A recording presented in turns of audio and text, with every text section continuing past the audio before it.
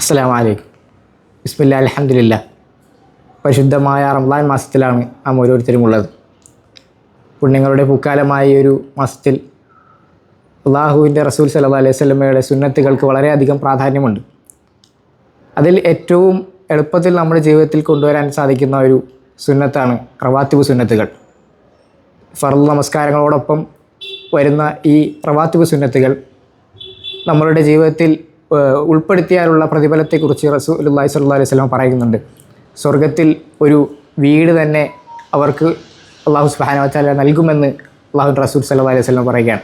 12 റക്അത്ത് ആരൊരുവൻ അവൻ്റെ ജീവിതത്തിൽ കൊണ്ടുവരുന്നു അവർക്ക് സ്വർഗത്തിലൊരു വീട് ലഭിക്കും എന്ന് അല്ലാഹുവിൻ്റെ റസൂൽ സ്വല്ലല്ലാഹു അലൈഹി വസല്ലം പറയുമ്പോൾ ഈ റവാത്തിബ് സുന്നത്തുകളുടെ പ്രാധാന്യം മനസ്സിലാക്കിക്കൊണ്ട് റമളാനിൽ പുണ്യങ്ങൾ വാരിക്കൂട്ടുവാൻ നാം ഓരോരുത്തരും ശ്രദ്ധിക്കുക. ആഖിറു ദഅ്വാനാ അൽഹംദുലില്ലാഹി റബ്ബിൽ ആലമീൻ. അസ്സലാമു അലൈക്കും.